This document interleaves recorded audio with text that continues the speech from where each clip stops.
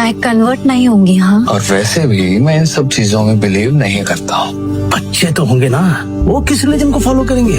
मेरा सलीम ऐसा नहीं है। हमारा काम है हिंदू लड़कियों को अपना बनाना। लिबरल जर्नलिस्ट कहाँ गया जो रिलीजन में बिलीव ही नहीं करता था? हम कभी नास्तिक नहीं होते, सिर्फ तुम काफिर लोग नास्तिक होते हो। भूखी मर जाऊंगी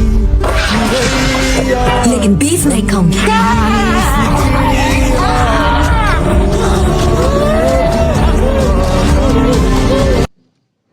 చూశారు కదండి, ఎంత ఘోరమో తలుచుకుంటేనే భయమేస్తుంది.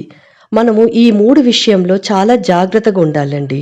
అదేంటంటే జాబ్ విషయంలో, లవ్ విషయంలో అండ్ ఫ్రెండ్షిప్ విషయంలో. అది ఎలాగో ఇప్పుడు మనం తెలుసుకుందాం. ఫస్ట్ పాయింట్, ఎవరైనా మీ మతాన్ని లేదా మీ ఆచారాన్ని అపహాస్యం చేస్తే ఆ వ్యక్తికి దూరంగా ఉండండి. సెకండ్ పాయింట్, ఒకరి వల్ల మీ విశ్వాసాన్ని, మీ ఆచారాన్ని, మీ ధర్మాన్ని ఎప్పుడు మార్చుకోకండి.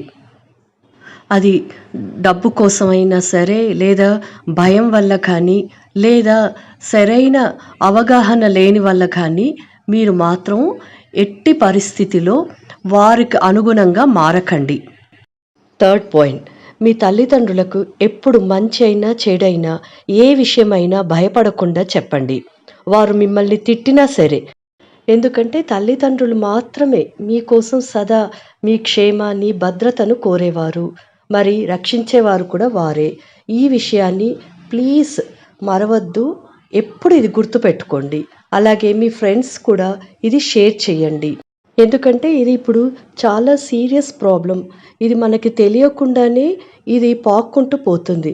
సో ప్లీజ్ ప్రతి ఒక్కరు కూడా మనందరి కోసము ఇది అందరికీ షేర్ చేయండి. జై శ్రీరామ్.